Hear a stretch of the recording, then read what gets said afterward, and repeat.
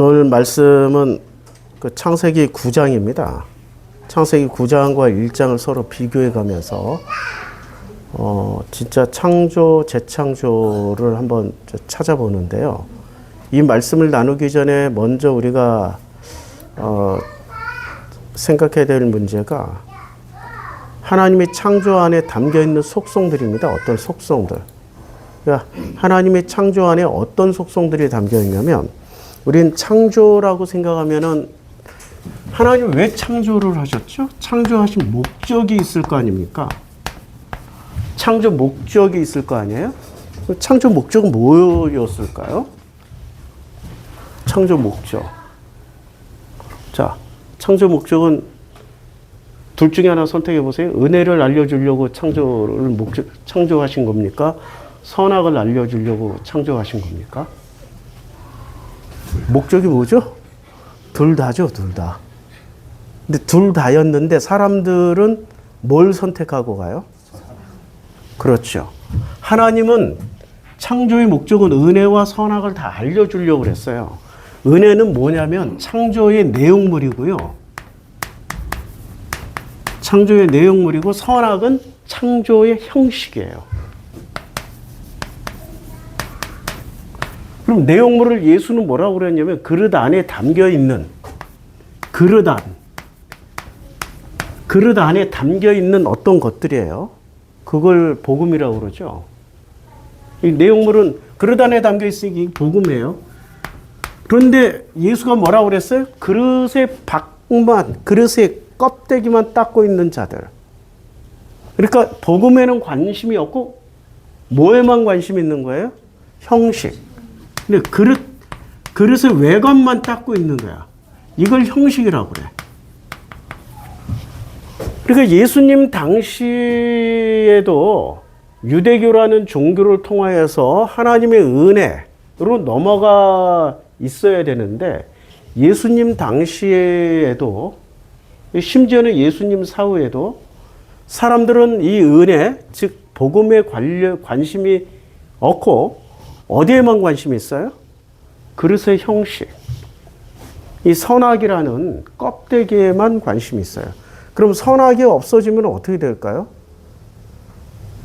선악이 없어지면 이 세상에, 그릇이 없으니까 어떻게 돼요?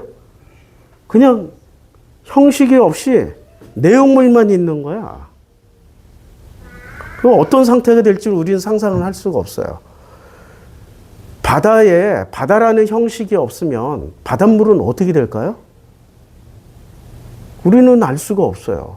바다라는 형식이 있기 때문에 바닷물이 담겨 있는 거 아니에요. 그릇이라는 형식이 있기 때문에 거기에 내용물이 담겨 있을 거 아닙니까? 그러니까 형식도 중요하고 내용물도 중요하다라는 거야. 이걸 예수는 뭐라고 말씀하셨냐면은, 복음서에서, 마태복음 5장에서 뭐라고 말씀하셨냐면은,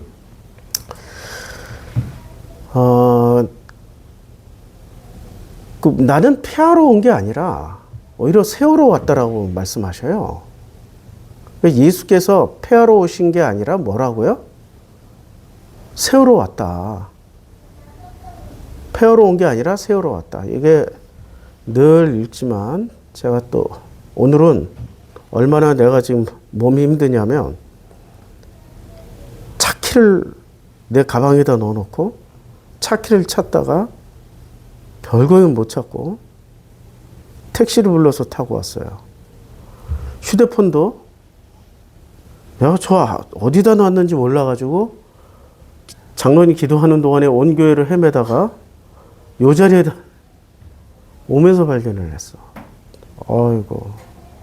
오늘은 뭘 잘 못 찾는다고 생각하세요.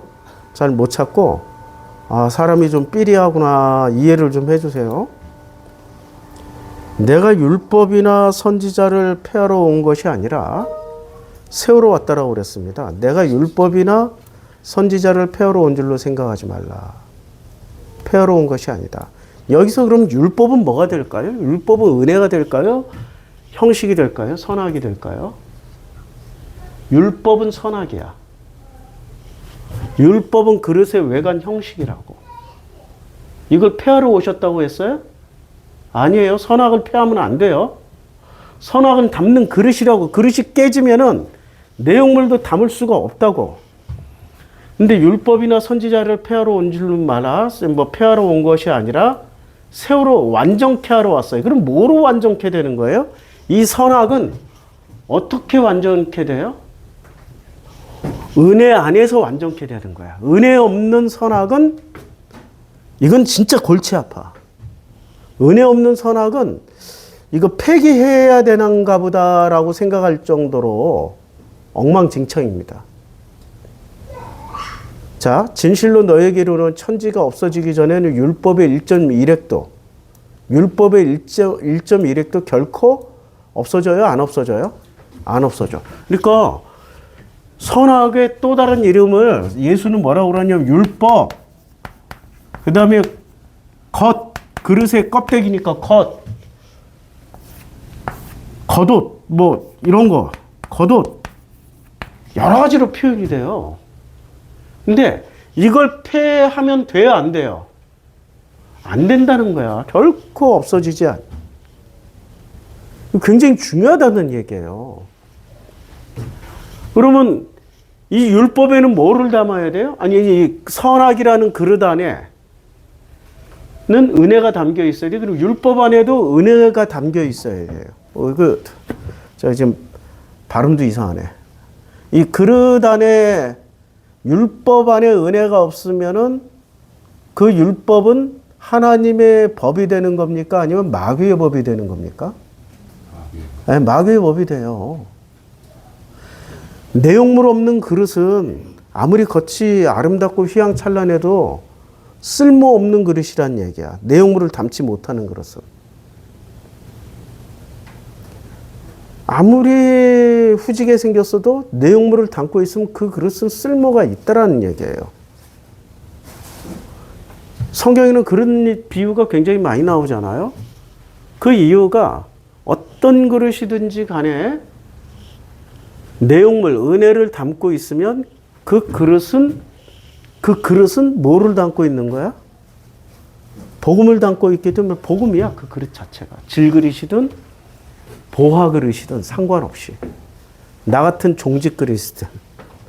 나는 종지로 살기로 했어요, 종지로. 42전까지는 난 종지가 아니고 굉장히 큰 그릇인 줄 알았어. 그게 얼마나 힘든 길인 줄 알게 됐어요. 왜냐하면 나는 감정을 평온하고 평탄하게 늘 일관되게 다스릴 능력이 없는 사람이라는 걸 비로소 알게 된 거야. 나라는 그릇은 감정 기복이 심해요. 조금만 기분 좋으면 천하를 얻은 것 같고, 조금만 기분 나쁘면 온 세상이 우울해지고 죽을 것 같고. 난 그런 얕은 그릇이 아니라 종지라니까. 종지는 그릇도 아니야. 종지는 그릇에 안 들어가요. 종지라고, 종지. 그래서 이게 큰 그릇 기대하고 나를 찾아오셨던 분들은 내 그릇 사이즈에 놀래서 다들 떠나가셔.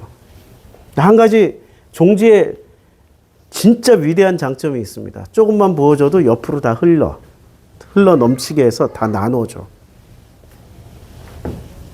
그 굉장한 장점이에요.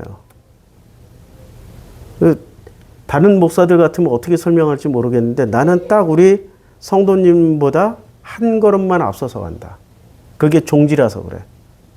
만약에 내가 큰 그릇 같으면 10걸음, 100걸음, 1000걸음, 10,000걸음 앞서서 갈지도 모르지. 그러니까 뱁새가 황새 따라가는 기분으로 나를 만나겠죠. 근데 나는 뱁새라고. 뱁새보다 더 다리 폭도 더 좁고 그래.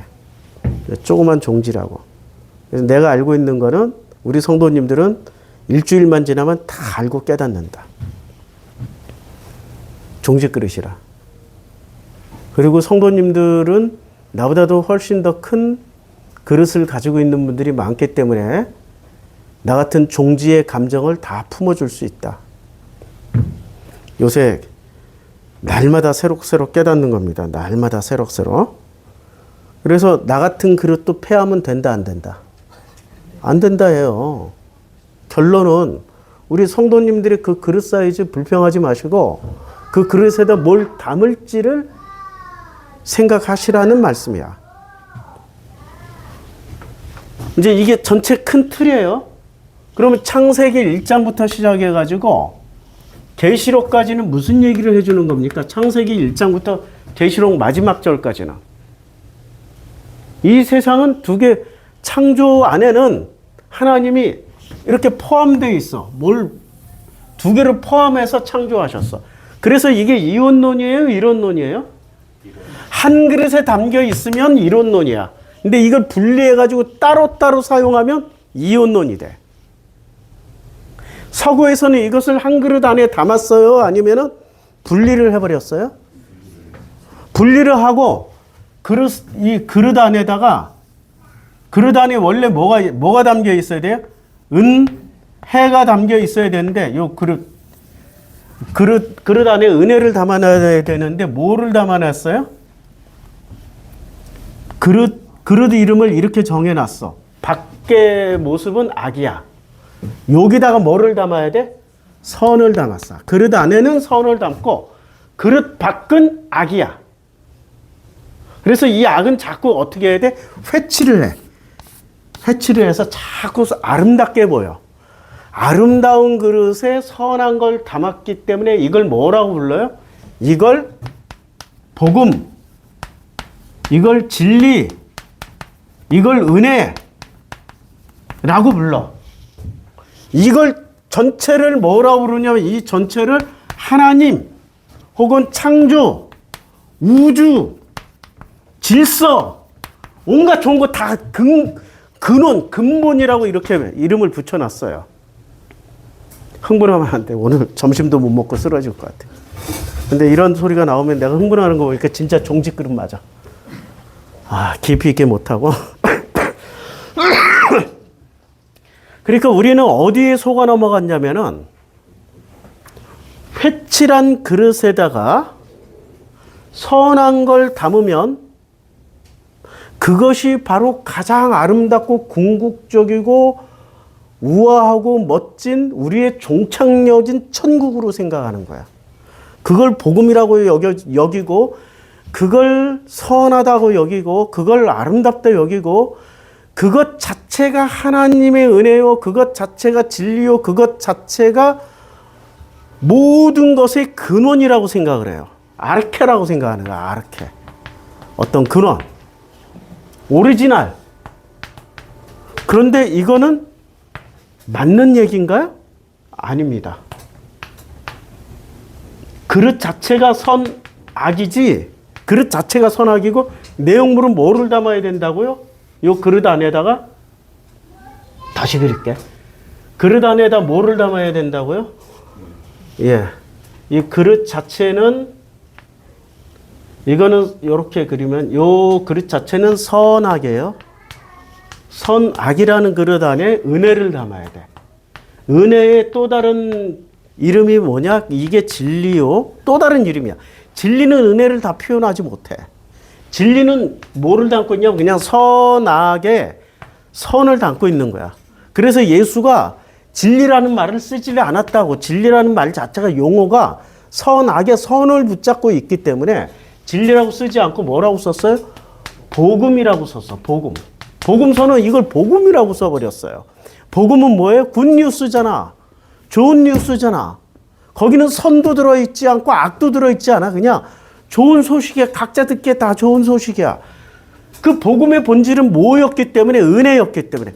은혜는 각자 듣기에 다 좋은 거예요. 나쁜 놈이 들어도 좋은 거고 좋은 사람이 들어도 좋은 놈이고 오늘부터 내가 이쪽 정치 얘기 안 하기로 했어. 정치 때문에 미친 사람을 봤기 때문에. 정치 때문에 돌아버린 눈이 뒤집힌 사람들을 많이 봤어요. 내가 옛날에 민족 얘기를 좀 했잖아요. 10몇 년 전에 창세기 11장에서 동쪽으로 간 그 민족들 얘기를 했어요. 셈족 중에. 그랬더니 그 사람들이 누구를 따라가냐면은 무슨 뭐 김정민 박사를 따라가든지 이렇게 따라가서 결국 환빠들이 되더라고. 환빠. 환빠가 뭔지 아시죠? 환당 고기 빠들. 결론은 대한민국은 위대한 민족이라고 가. 아, 그래서 내가 그때 이후로 이 얘기를 안 해요. 요번에 그 설교 시간에 내가 윤가름 얘기, 김건희 얘기 뭐 여러 얘기들 했잖아요. 뭐 현실세계에서 나온 증거들이니까. 그랬더니 복음으로 가지 않고 어디로 가요? 선악의 선으로 가서 그들을 멸하는 심판자로 가더라고. 아, 이거 참 문제가 많구나. 각자 자기 오름을 내가 이렇게 던져주고 있구나. 각자 자기의 기쁨으로 던져줘야 되는데 자기 오름으로 던져주고 있구나. 우리 댓글 다는 거 보면 제가 반성을 많이 하고 있거든요. 아니 왜 유난히 프로슈크마의 교회 와서 이런 정치적인 댓글들을 상관없이 달고 가실까 봤더니 내가 정치적인 얘기를 해서 그런 거야. 원인은 나한테 있는 거야. 그래서 하지 말아야 되겠다. 나는 은혜를 말하는 사람이지, 은혜, 복음을 말하는 사람이지, 뭐 굳이 내가 이 현실 세계를 예를 든다고, 뭐 요즘 현실 세계 어쩌고 저쩌고 얘기하면 되는 거지, 뭐 윤석열이 어떻고, 김건희가 얼굴을 고쳤다, 뭐 빤스 입고 들어 누웠다, 뭐 전 빤스나 그 빤스나 둘이 빤스가 서로 통한다. 이런, 뒤돌아보니까 그런 얘기를 내뱉을 정도로 내가 뭐가 없었냐면 내 안에 은혜가 없었던 거야. 나를 발견한 거예요. 내 안에 은혜가 없구나. 댓글을 이렇게 다는 사람들은 은혜의 수준이 이 정도야, 그냥. 내가 이렇게 설교를 하는 거는 그냥 은혜의 수준이 이 정도야. 그래서 내가 바뀌어야 되겠구나. 요번에 아프면서 몸과 마음이 거듭났다라고 내 저녁 노후를 보면서 정말 힘든 시간이었어요. 몸이 아프니까. 근데 처음으로 힘이 드니까 사진 찍거나 걸어 다니면서 보지 않고 의자 놓고 앉아서 이렇게 보고 있는데 옥상에 이렇게 난간이 있잖아요. 옥상에도 사람이 이렇게 떨어지지 말라고 설치해 놓은 난간 위에 거기 앉아서 처음으로 본 거야. 처음으로 보는데 서서 보면은 밑에 동네 마을 멀리 도로가 다 보이고 그 다음에 하늘 보이고 석양이 보이는데 앉아서 딱 보니까 난간에 이 세상은 싹 다 가려졌어. 하늘만 보이는 거야. 눈높이가 달라지니까 하늘만 보이더라고. 눈높이가 달라지니까. 그렇구나. 내가 너무 높은 데서 이렇게 보고 있었네? 내가 너무 높은 데서. 낮은 데서 봐야 되는데. 내가 피조물이니까. 종짓 그릇이니까. 은혜만 얘기하면 되겠네. 내가 왜 세상을 자꾸 얘기를 하지? 은혜만 얘기하자. 그래서 오늘부터는 은혜라는 이름을 매우 사랑하기로 했습니다. 박은혜, 김은혜, 황은혜, 오은혜, 은혜가 무지 많더라고. 그리고 특징은 이 모든 은혜는 여자만 사용하더라고. 남자 중에 은혜라고 사용하는 사람이 별로 없어. 은혜라는 게 여성의 이름은 아닌데 하나님의 전매 특허. 하나님이 창조주만이 만들어내는 매우 독특하고 유일한 그 개념이에요. 이거는 그 어떤 걸로 은혜라는 거는 어떤 철학자나 어떤 신학자나 아무리 머리 좋은 사람이라도 이 은혜는 한마디로 규정할 수가 없어. 왜냐하면 우리 영화 밀양에서 보면 그 유괴 살인범은 본인이 은혜를 받았다고 천사 같은 얼굴을 하고 용서를 해주려고 왔던 그 아이의 엄마에게 용서 안 해주셔도 돼요. 저는 이미 다 용서받았어요. 하나님의 은혜를 용서받았어요. 라고 얘기할 때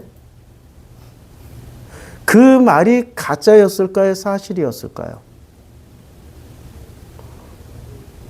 그걸 받아들이지 못하는 그 주인공 엄마는 그때부터 하나님을 인정해요? 부정해요?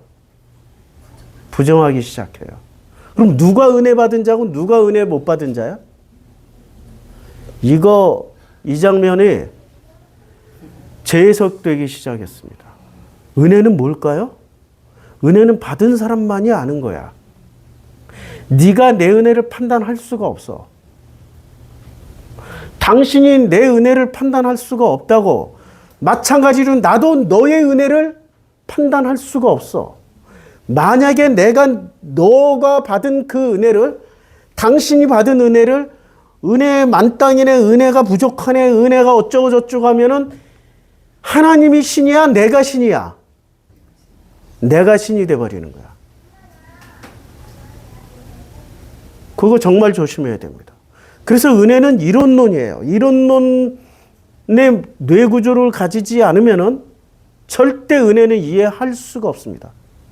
직장에서 어떤 인간이 자꾸 나를 괴롭혀. 학교에서도 어떤 놈들이 자꾸 나를 괴롭혀. 근데 가만히 저것들 하는 짓거리 보니까 교회 다니고 자기들은 다 은혜 받았대. 근데 하는 짓은 나를 괴롭혀. 그럼 나는 어떻게 생각해요? 은혜 받은 것들이 왜 저렇게 살지 하고 은혜를 의심해. 거꾸로 내가 은혜 받았다고 생각하는데 자꾸 직장에서 요거도 먹을 짓을 하고 학교에서 이상하게 손가락질 당할 짓을 해. 근데 나는 은혜 받았어. 근데 저것들은 왜 이렇게 나오는 거야? 이걸 누가 판단해야 돼요? 내가 판단하는 거야? 너가 판단하는 거야? 아니면 하나님이 판단하시는 거야? 우리는 아무도 몰라요.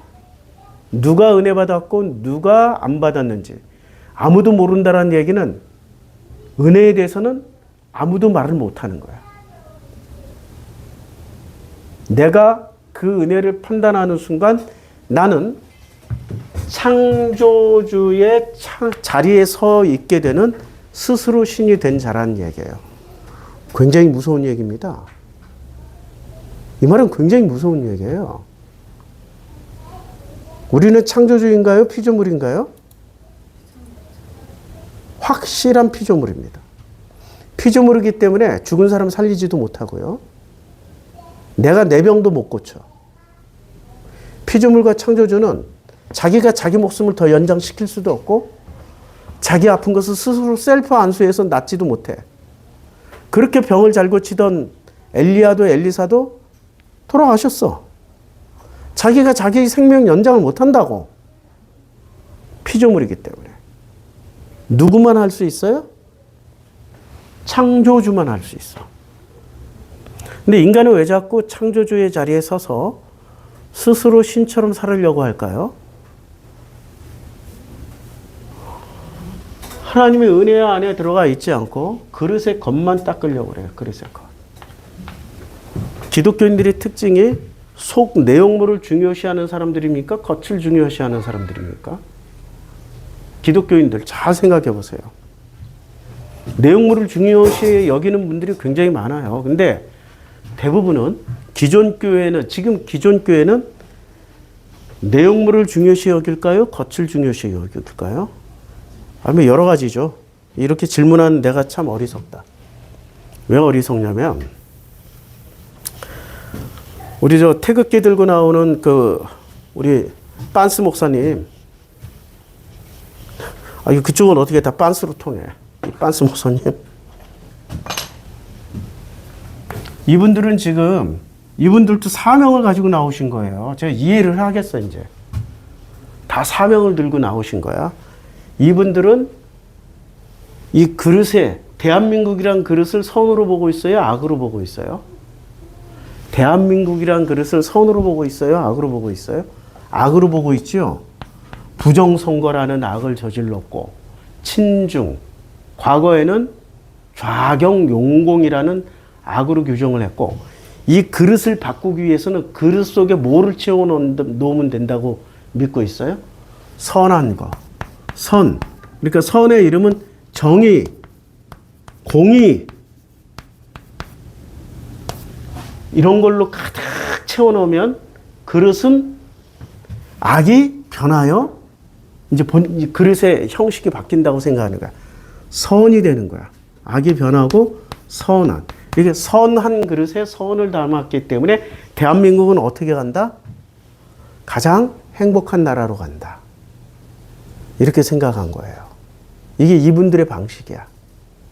그럼 반대편에 서 있는 분들은 똑같아. 대한민국은 지금 뭐에 담겨 있어요? 악에다 악. 대한민국이란 그릇은 악이라고 규정을 해. 반대편에 서 있는 분들은. 왜 악이에요? 친일, 숭일, 부역자들에 의해서 일본에 오늘 호사카 겐지 교수하고 일본 전문가들이 나와서 그런 얘기를 하시더라고. 깜짝 놀랐어요. 일본의 극우파는 이미 2차 세계대전이 패망하면서 같이 망했어요. 근데 이 극우를 미국이 살려놓은 거야. 그렇게 살려놓은 극우파의 일본의 극우파 아시죠? 2차 세계대전 일으키고 태평양 전쟁에 난징 대학살을 일으키고 우리 일본 성노예를 만들고 그게 일본 극우파들이에요. 근데 극우파들이 전멸당한 위기에서 미국에 의해서 살아남았어요. 그렇게 살아남은 사람의 대표가 누구냐면 아베 총리의 외할아버지야. 이 외할아버지가 이분이 그 거두예요, 거두. 근데 이 사람들은 이제는 생존을 해야 돼. 극우가 생존을 해야 돼. 그럼 생존법으로 뭐를 하냐면 이 극우의 생존법은 뭐죠? 극우 파시스트의 생존법은 꼭 적이 있어야 돼. 적이 없으면 생존을 못 해. 극우 파시스트의 생존 논리는 적을 만들어야 된다고. 사이코패스들은 어떻게 자기가 하는 일을 정당하게 하려면 뭐를 만들어야 돼요? 적을 만들어야 돼. 사이코패스, 소시오패스. 그래서 자기가 악을 멸하는 거야. 그 악을 멸하기 위해서는 나라는 존재가 필요한 거야. 이게 사이코, 소시오, 나르시스트들의 특징이고 극우 파시스트의 특징하고 같아. 자기의 생존 전략으로 뭐를 세우냐면 적을 만들어야 되는데 이때 1945년도 2차 대전이 끝나고 새로운 적이 등장합니다. 그게 공산주의였어요. 미국이 극우 파시스트를 일본의 극우 파시스트 제1호 전범들이 아주 중요한 특별한 전범들을 몇 명을 놔준 게 풀어준 게 뭐를 견제하기 위해서 공산주의. 이들이 공산주의를 멸하자로 반공으로 다시 권력을 잡습니다. 극우 일본 내 극우가. 그런데 1991년도에 큰 일이 생겼어요. 무슨 일이 생겼어요? 공산주의의 본가였던 소비에트가 무너집니다. 소비에트가 무너지면서 공산주의를 더 이상 적으로 삼을 수가 없어. 그래서 새로운 적을 만들어야 돼. 새로운 적을 만들거나 자기들의 생존 전략을 바꿔야 돼. 생존 전략을 바꾸기 위해서 뭐를 했냐면은 이제 한국도 이 공산주의 약발이 사실 1991년부터 약해져요. 1991년부터 약해져서 김영삼 정권 때, 김대중 정권 때 거의 이제 약발이, 거기에 노무현 정권까지 진행되니까 거의 약발이 먹히지 않잖아. 자기들의 생존 전략이었던 공산주의가 무너졌기 때문에. 그래서 자기들의 생존 전략을 어떻게 세웠냐면은 남한 내에 그 자기들의 생존에 유리한 자들을 찾기 시작한 거예요. 근데 한나라당을 연구하고 그때 당시에 노무현 때 한나라당을 연구하고 노무현을 연구를 했는데 한나라당의 결론은 뭐냐? 결국 우리 민족끼리 잘 살자야. 한나라당은 위험하다고 생각한 거야. 그 일본 내 극우 파시스트가. 그래서 누구를 선택하냐면 노무현 계열에 있던 이 좌파 중에 변양 좌파들이 있어요. 변절 좌파. 그들이 뭘 얘기하냐면 뉴라이트. 새로운 새로운 가운데 있는, 그러니까 뉴라이트라는 말은 새로운 형태의 우파, 건전한 우파를 만들자야. 근데 여기에 보니까 자기들이 생존할 수 있는, 그리고 혼자서, 일본 내 극우는 혼자서는 생존 못해요. 연대 세력들을 만들어 놓고 여기저기서 가짜, 원래 가짜는 나 혼자 진짜라고 외치면 안 돼. 여기저기서 진짜 해주는 세력들이 있어야 진짜가 되는 거예요. 이단 교주 혼자, 자기 혼자 진짜라고 해버려도 안 믿어. 여기저기서 진짜 해줘야 사람들이 믿어요. 그래서 이단일수록 어디를 제일 많이 가요? 아프리카. 왜요? 아프리카의 수상들 만나고 아프리카 대통령들 만나러. 돈만 조금 주면 다 만나죠. 심지어는 천불만 들고 가도 아프리카의 장관들은 다 만나죠. 가서 뭐를 해요? 사진 찍고 와. 그래서 통일교 교주나 그 이만이나 우리 뭐 이런 정명석이나 이런 교주들은 꼭 누구랑 가서 사진 찍어요? 정치인들 사진 찍고 오잖아. 그 중에 최고의 정치인은 누가? 엘리자베스 여왕. 사진 안 찍은 교주들 있나 봐. 엘리자베스 만날 때는 한 10억쯤 주면 다 찍어주니까 다 가서 사진 찍고 와. 그리고 그 사진을 대문 사진으로 걸어. 일본 극우도 생존 전략이 종교하고 같아요. 같은 논리로 하다 보니까 뉴라이트, 이들은 본래 좌파들이었어요. 이들을 발굴해 놔가지고 전략을 세우는 겁니다. 91년도부터 찾다가 드디어 노무현 계열에서 찾은 거예요. 노무현 계열이 아니라 과거에 민주진영이라고 했던 계열에서 찾아서 이들을 뉴라이트로 적극 키우기 시작합니다. 이 음지에서 활동했잖아요. 언제 양재로 다 드러났어요? 윤석열 때. 아니 계속 음지로 있었으면 찾아내기도 힘들어. 근데 윤석열이 기가 막히게 양지로 다 등용해서 다 썼어. 전략이 바뀌었을까요? 안 바뀌었을까요? 이분들의 전략이? 이제 일본의 극우가 전략을 바꿨을까요? 안 바꿨을까요? 아니 뿌리째 다 뽑히게 생겼으니까 전략을 바꿨을 거 아니야. 그래서 어디로 가냐면 이제 극우를 키우는 게 아니라 일본의 극우가 이제는 한국의 중도 보수를 키우자 해서 선택한 두 인물이, 이거 기록에 있어요. 조갑제하고 누구? 정규제. 이 두 사람이 누구를 적극적으로 도왔어요? 이재명. 그러면 이재명 캠프 안에 누가 들어와 있는 거야? 이야, 뉴라이트는 이제 끝났어. 일본에서 더 이상 지원 안 해줘. 중도 보수를 지원하겠다고 완전히 바꿨어. 그래서 뉴라이트 줄줄이 다 감옥 갈 겁니다. 일본에서 돈줄을 끊었기 때문에. 이런 놀라운 일이 벌어지고 있어요. 그러니까 자 보세요. 악이라는 대한민국 호에다가 선을 담자, 정의와 공의를 담자라고 주장을 하는 것 둘 다 똑같아. 그래서 이데올로기는 무서운 거야. 누가 누구한테 쓰임받고 누가 누구를 이용하는지를 몰라. 그런데 이 공식 자체가 잘못된 공식이죠. 맞죠? 원래 그릇은 악이 아니에요. 선악이야 그냥. 그릇은 선하기도 하고 악하기도 해. 합쳐져 있어. 선악이야. 그리고 이 내용물은 뭐를 담으라고요? 은혜를 담아야 돼요. 은혜를. 은혜는 정의와 공의예요? 아니야. 정의와 공의라는 말이 은혜는 아니야. 정의와 공의는 이 선악 개념이에요. 은혜는 그냥 더 이상 다른 말을 할 수가 없어. 은혜야, 은혜.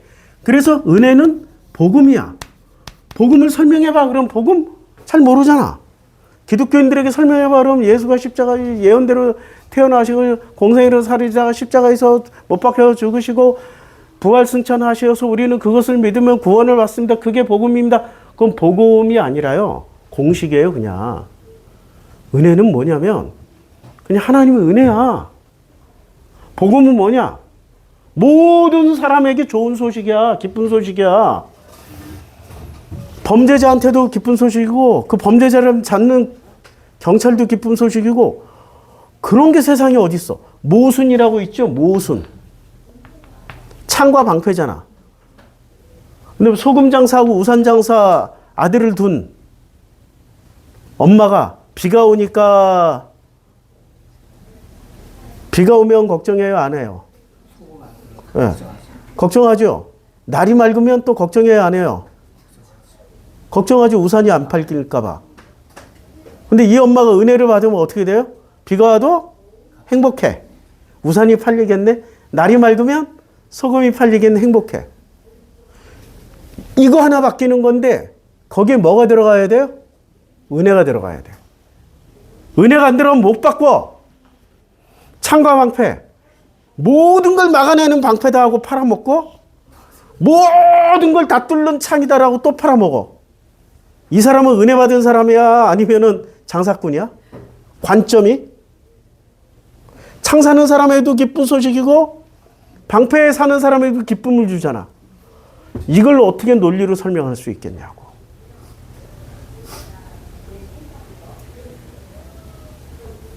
이거는 이원론으로 절대 생각할 수가 없습니다. 지난주에 도치기 얘기했잖아요. 곱사로 태어나. 모든 사람들이 불쌍하다 찌찌찌거리고 아이고 저거 어디다 써먹을까 했는데 결론에 그 동네에서 제일 오래 살아남은 남자야. 그리고 전쟁에 안 끌려가서 끝까지 살아남았어. 정상으로 태어난 사람들은 전쟁에 나가서 다 죽어버렸어. 그 동네 남자들은. 도치기만 안 끌려가서 살아남았어. 도대체 어떤 게 은혜야? 정상으로 태어난 게 은혜야? 그렇게 태어난 게 은혜야? 우리는 그 은혜라는 걸 설명할 수가 없다고요. 은혜를 설명하지 말고, 그래서 은혜는 설명하는 게 아니라 어떻게 뭐를 한다? 누리면 된다. 다시, 은혜는 설명하는 게 아니다. 은혜는 누리면서 산다. 논리적으로 굉장히 이상하더라도 이기적인 게 은혜입니다. 나에게 유리하고 유익하게 해석되어지면 그게 은혜가 되는 거예요. 이 은혜를 가지고 선이나 악으로 따지지 말라는 얘기야. 뭔 얘기인지 아시죠? 선악으로 은혜를 따지지 말라는 얘기야. 그냥 이게 하나님의 은혜구나 하고 아멘 하고 누리시면 돼. 이 나이에 아이를 낳은 건 오늘도 택시를 딱 타자마자 택시기사가 정신없이 막 택시 탔어. 집에서 나와가지고 바로 집 앞에 차를 대놨는데 열쇠가 내 가방에다 넣어놓고 뒷차 안에서 발견했다니까. 그걸 한 20분 동안 찾았으니 택시기를 탁 타자마자 택시기사가 기분 나쁘게 아, 이 손녀예요? 근데 우리 진영이 데리고 다니면서 처음 들어봤어. 아, 우리 또 최 여사가 은혜 있는 여자야. 우리 딸이에요. 제가 나이 먹어서 났어요. 그게 은혜라니까. 나는 기분 나쁜 그 순간이 나는 은혜가 아니었어. 이분은 은혜로 받았어. 똑같은 상황인데 누구는 은혜를 받고 누구는 내가 그렇게 늙었나? 아, 당연한 거지. 늙었지. 나이가 60이 넘었는데 50까지만 해도 내가 안 늙었다고 생각을 했거든요. 60 넘어가니까 아, 인정할 건 인정하자. 인정할 건 인정해라라고 말씀하시는 게 지난 한 주간 지독히도 몸이 아팠던, 아직도 정상은 아니에요. 근데 지나고 나서 보니까 그게 은혜로 내가 넘어가는 과정이었구나. 이 모든 여정이 은혜였구나. 내가 은혜로 누리면 되는 거구나. 참 나도 거듭나고 있어요. 자, 그래서 이제 이걸 가지고 9장을 한번 봅시다. 이제 이 정도로 기초 설명을 했어요. 창세기 9장이 창세기 1장 1절과 아니 1장에서 나오는 말씀과 창세기 9장에서 나오는 말씀을 한번 보자고요. 제일 먼저 창세기 9장에 나오는 땅의 모든 짐승과 공중의 모든 새와 땅에 기는 모든 것과 바다의 모든 물고기 너희를 두려워하여 너희를 무서워하리니 이것들은 너희 손에 붙였습니다. 모든 산동물은 너희의 먹을 것이 될지라 채소같이 내가 이것을 다 너희에게 주노라. 이 장면을 보면 이제 먹거리 문제예요. 먹거리 문제를 말씀하고 계시는데,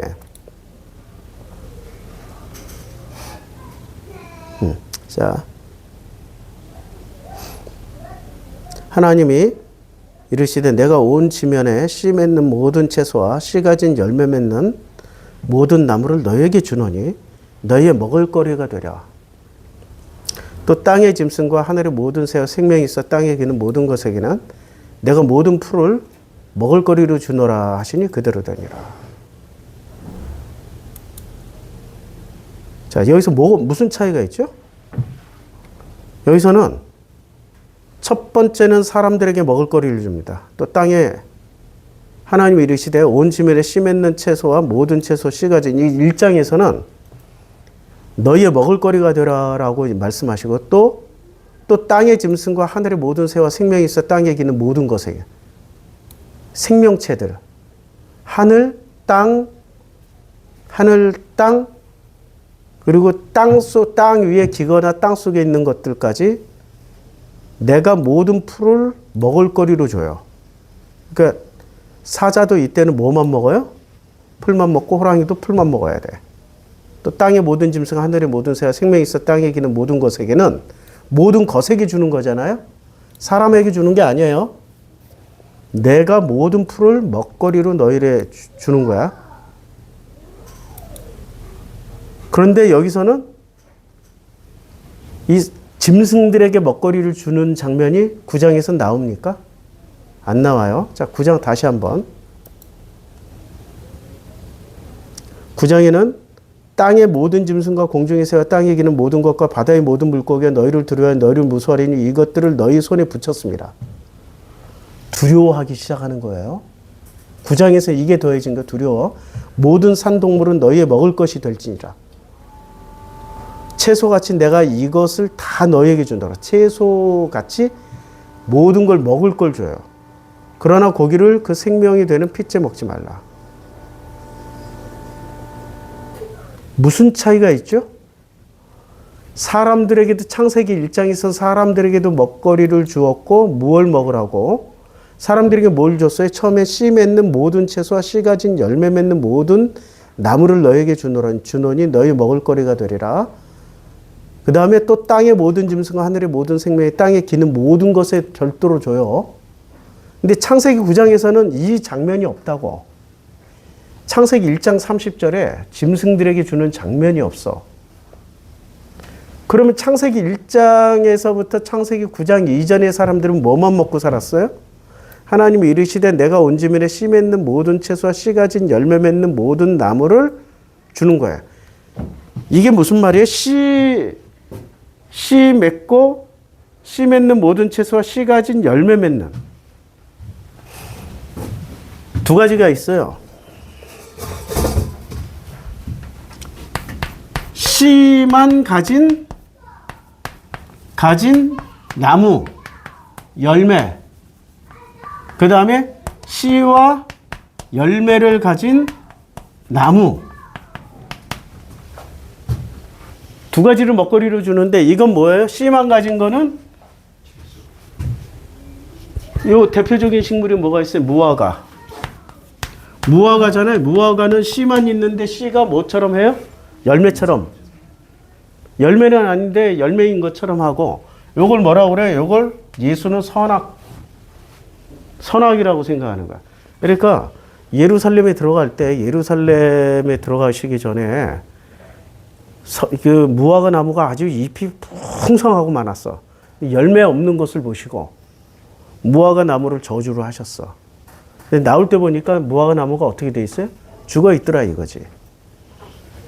아니 그 무화과 나무에 열매가 없는 게 사실인가요? 아니면 잘못 인식하신 건가요? 열매는 있었지. 근데 그게 열매란 얘기예요? 씨란 얘기야? 씨만 가지고 있는 거란 얘기야. 열매인 척 했다는 거야. 요거 이해하셔요? 그러면 씨 가지고 열매 맺는 나무는 대표적인 게 뭐가 있어요? 올리브. 올리브는 씨이자 열매야. 맞죠? 그래서 성경에 나오는 대표 나무는 무화과와 올리브야. 감람나무. 근데 창세기 1장에서는 뭐를 먹으라고? 자, 씨 맺는 모든 채소와 씨 가진 열매 맺는 모든 나무를 너에게 주노니 먹어라. 그러면 이거는 무화과는 선악나무라는 얘기예요. 씨는 이때, 열매는 없어. 근데 씨 가지고 열매 맺는 나무는 뭐야? 이게 은혜란 얘기야. 뭐를 먹으라고? 창세기 1장에 둘 다 먹어라. 둘 다 먹으라고 그랬는데 둘 다 먹었어요? 창세기 3장에 뭐만 먹었어요? 무화과만 먹었다고, 선악만. 뱀의 꼬임에 넘어가가지고, 왜? 하나님처럼 보일 것 같기도 하고, 하나님처럼 보일 것 같기도 하고, 또, 영원히 죽지도 않을 것 같기도 하고, 눈이 밝아져서 선악을 알게 될 줄을 알게 될 것 같으니까. 그래서 선악으로 먹은 거야. 그 후로 인류는 뭐로 바뀌어요?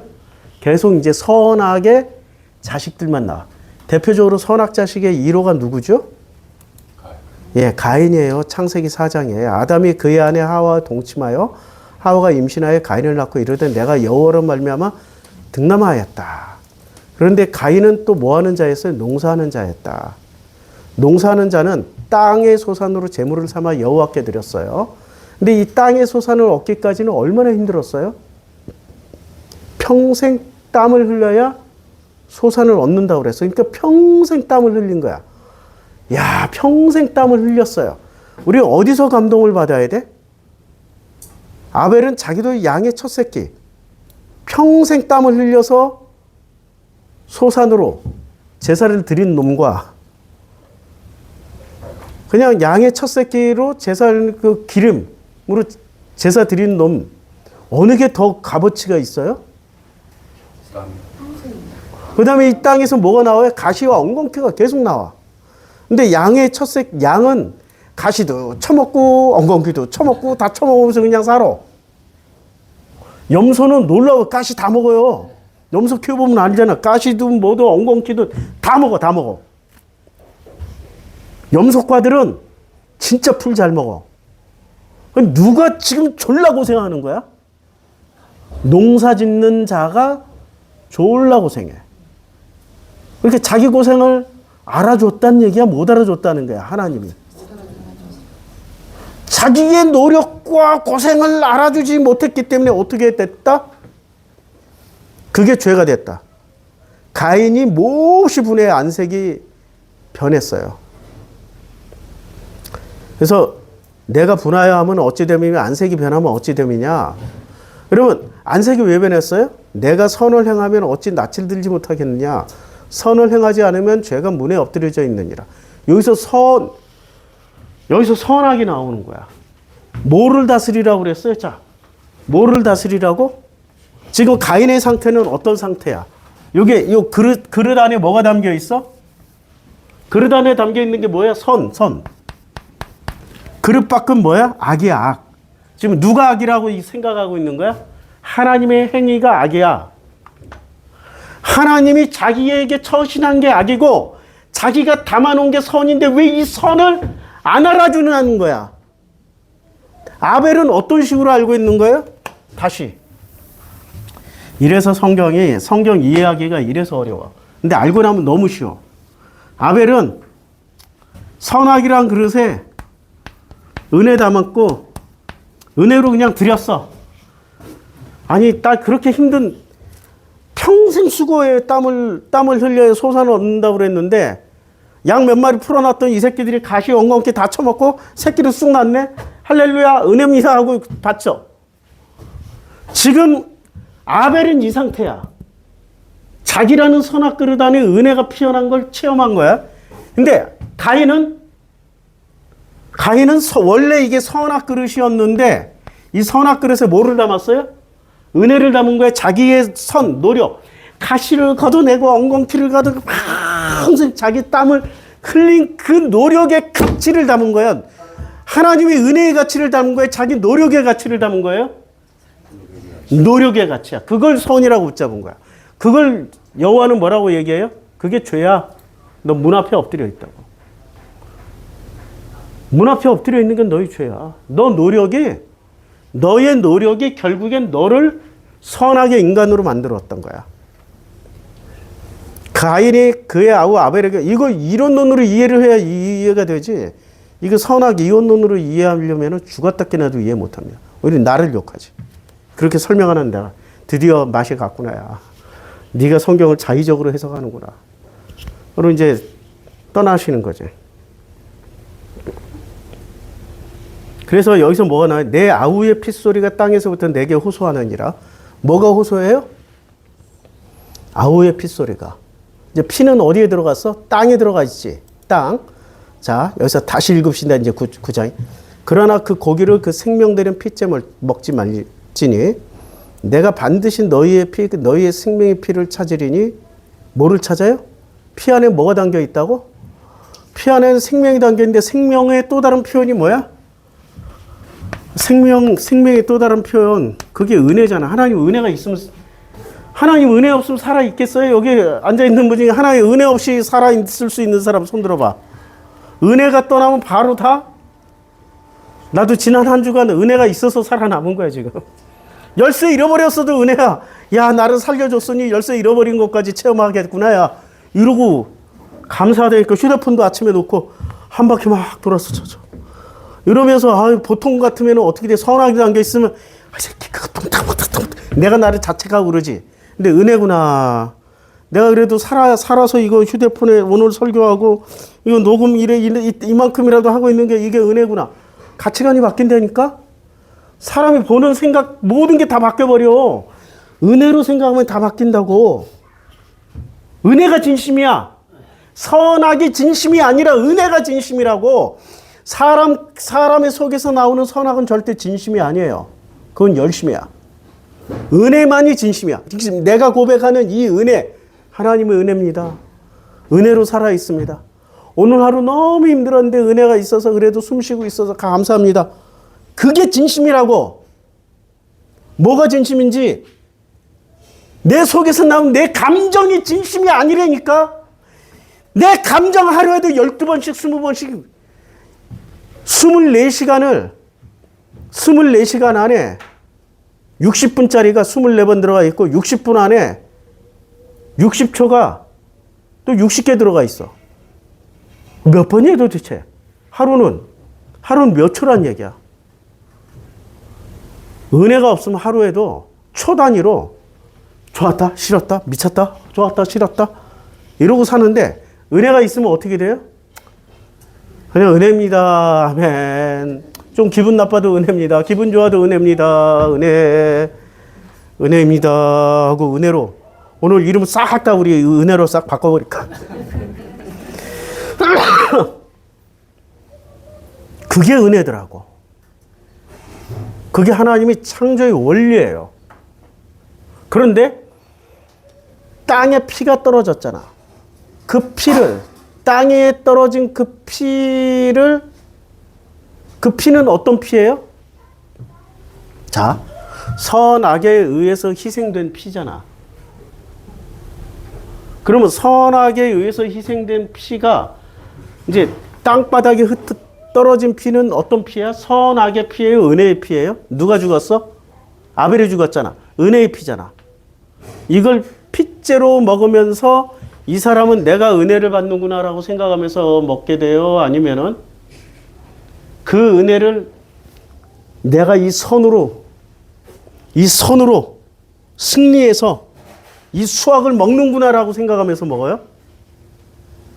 어떤 입장에서 먹게 돼요? 내가 승리해서 먹는구나 이렇게 먹는 거죠. 그러니까 핏째 먹지 마. 피 빼고 먹어.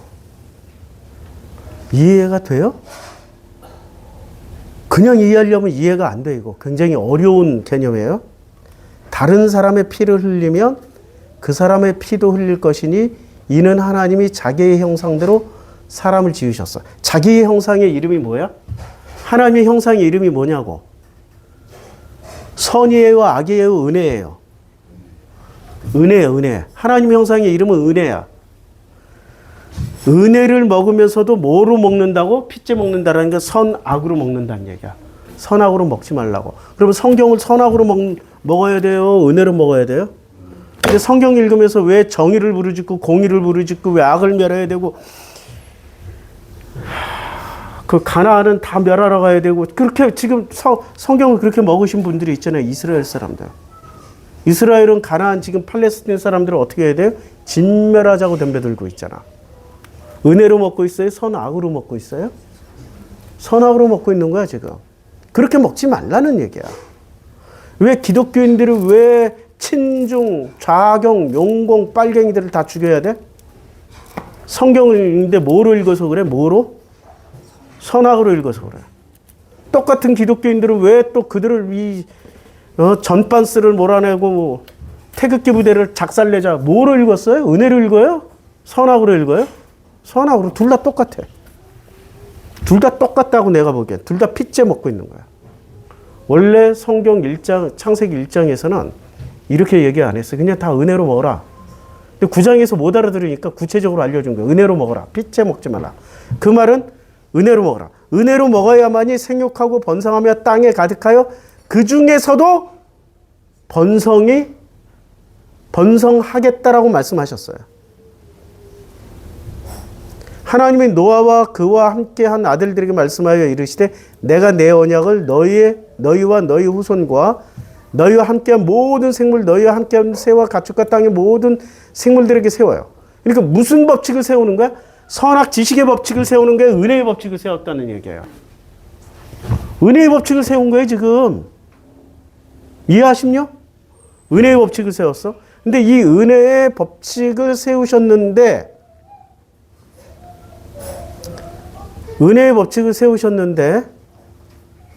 결론은 노아가 은혜의 법칙대로 사는 첫 장면이 은혜의 법칙대로 사는 장면이 나옵니까? 아니면 선악의 법칙대로 사는 장면으로 나온 겁니까?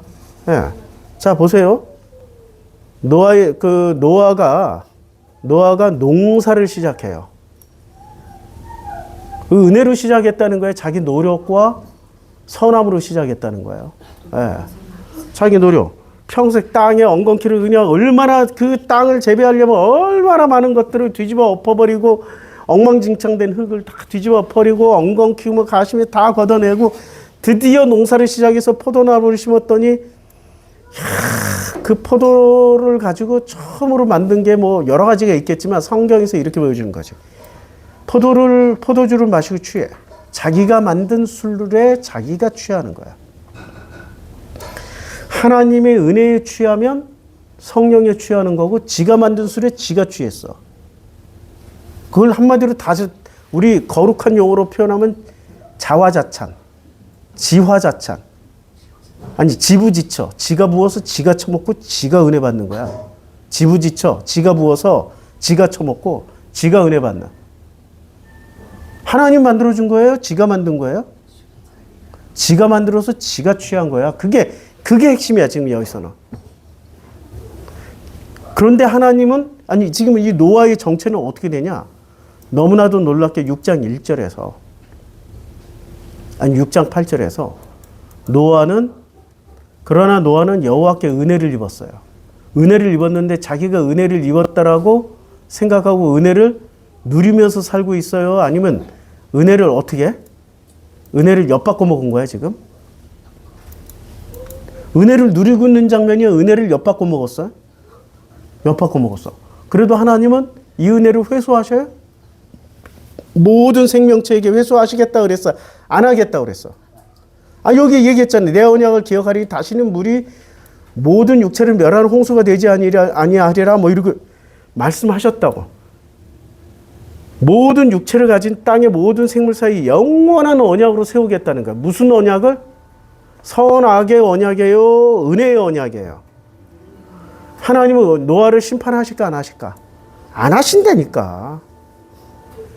지가 만들어서 지가 부어서 지가 처먹고 지가 취해서 온갖 실수를 해도 하나님 심판하신다 안 하신다.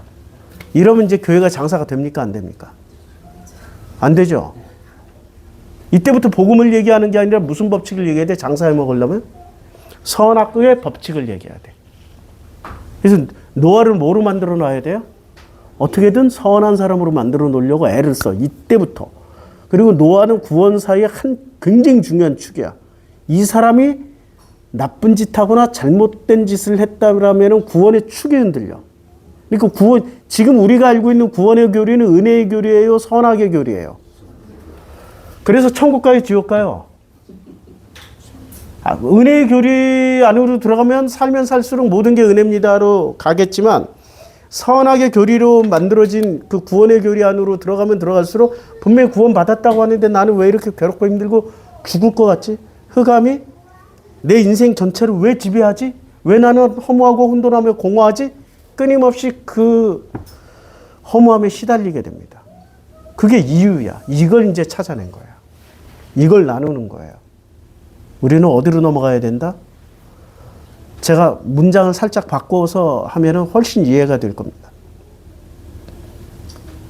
만약에 이제 노아가 양치기를 시작하여 너무 쉽게 양의 첫 새끼를 받았어요. 그래서 첫 새끼를 하나님께 드렸더니 성령이 임하시어 취하여 그 장막 안에서 벌거벗었어. 가나안의 아버지 함이 그의 아버지 하체를 보고 밖으로 나가서 그 두 형제에 알리고 셈과 함이 옷을 가져다가 자기들의 어깨에 메고 뒷걸음쳐 들어갔다라는 것은 은혜의 법칙이에요, 선악의 법칙이에요? 선악의 법칙이지. 근데 노아가 술이 깨어서 그의 자기 아들이 행한 일을 알고 이르되, 야 가나안아, 너는 하나님 은혜가 충만하구나. 좋다, 할렐루야. 이제 너는 모든 일에 하나님의 은혜가 충만하게 될 거야. 또 이르되 셈 하나님 여호와를 찬송하라, 할렐루야. 이러고 모든 사람들을 다 축복해 줬을 거야. 은혜에 취해 있었다면. 저주로 시작을 해버렸잖아. 은혜에 취한 게 아니라 뭐에 취했다고요? 선악. 근데 이것 또한 하나님의 은혜였다, 아니었다? 그게 중요한 거야. 이 과정 또한 하나님의 은혜였다. 누구를 설명해 주기 위해서? 지금의 나와 이 세대와 이 세상을 설명해 주시기 위해서. 복잡한 것 같죠? 간단해요. 나는 은혜 없이 살 수 없다라고 고백하시면 다 알게 됩니다. 그리고 이 세상도 은혜 없이는 이루어질 수 없다. 대한민국은 지금 어디로 들어왔다? 하나님의 은혜 안으로 들어왔다. 어떻게? 북극 항로가 열리니까. 우리는 자원이 없어도 이제 싱가포르이 왜 부자가 됐어요? 홍콩이 왜 부자가 됐어요? 아니, 모든 배길이 거기로 지나가잖아. 거기다 금융센터 지어놓으면, 그냥 모든 배에서 배들이 배 한 척에 벌어들인 돈이 얼마나 될까요? 우리는 뭐 별거 없다라고 생각하지만, 차뛰기 장사 아세요? 차뛰기? 채소 갖다 नी다가 그 채소를 차 자체로 떼야.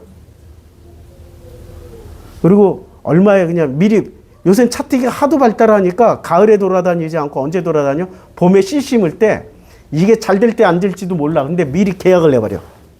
차떼기로. 땅떼기로 그냥 해버려. 그리고 차로 가서 그냥 가을에 수확 나면 무조건 싣고 와서 팔아. 이게 차뛰기야. 그럼 배뛰기는 얼마나 될까? 차뛰기 몇 배예요? 배뛰기는? 그 큰 배 안에 그 트럭이 몇 대가 실려? 컨테이너 하나만한 그 트럭이 몇 대가 실리냐고. 컨테이너 하나를 실으려면 트럭 한 대가 움직여야 되잖아. 배가 벌어들이는 돈은 어마무시합니다. 차뛰기 배뛰기로 생각하면 돼. 그 배길이 열리는 거야. 그래서 우리 남해안이 과거에 상업이 성행했던, 백길의 상업이 성행했던 그 놀라운 기적이 일어날 겁니다. 지금은 별로 안 보이지만 앞으로 한 20년, 30년, 50년 후에는 지금 이 남해안, 여수, 광양, 그 다음에 거제, 부산, 이렇게 울산 이쪽으로 전부 다 옛날에 홍콩 간다 그랬죠, 홍콩. 최고의 관광 코스, 홍콩. 그 말이 나올 겁니다. 우리 남해안 가자? 남해안 콩 가자? 이렇게 바뀔 거예요. 그게 안 그려지시죠? 나는 그게 보여. 그 백길 하나만으로도 한반도 사람들이 다 먹고도 남을 만한 충분한 부가 생깁니다. 근데 그 백길에는 뭐가 발달해? 금융이 발달합니다. 글로벌 은행들이 생긴다고. 그래서 그 부가 넘쳐나요. 전 세계 돈이 모인다고. 그리고 우리의 이 글로벌 머니는 어디를 타고 또 유럽까지 가요? 철길을 타고 기차로 유럽으로 갑니다. 아프리카로 가고 인도로도 가고 전 세계로 다 갑니다. 베링 해협을 넘어서 알래스카, 캐나다, 미국, 중남미, 아르헨티나 저 끝에 까지 갑니다. 놀라운 이제 기적이 일어나게 될 겁니다. 이 모든 게 은혜, 그걸 은혜라고 표현해야죠. 맞죠? 그게 은혜입니다. 이 세상은 이제 적대와 싸움으로 지속되는 사이코패스의 구조가 아니라 하나가 되는 그런 시스템으로 가게 될 겁니다. 인터넷으로 하나가 되어가고 있고 교통망으로 하나가 되어갈 겁니다. 이 모든 역사의 흐름 가운데 운행하시는 게 하나님의 은혜의 법칙입니다. 우리 후손들은 지금 제가 전하는 이 메시지를 훨씬 더 빨리 깨닫게 될 겁니다. 근데 지금 우리 세대까지는 이해가 오락가락 할 겁니다. 오락가락. 기도하겠습니다. 아버지 하나님, 은혜의 법칙으로 살게 해주셔서 감사합니다. 은혜를 누리게 해주셔서 감사합니다. 은혜만이 전부입니다. 은혜로 살 수 있도록 눈을 뜨고 귀를 열고 느낄 수 있도록 축복하여 주시옵소서. 예수님의 이름으로 기도드렸습니다. 아멘. 우리 찬송가 301장 하겠습니다. 꺼주세요. 잠깐.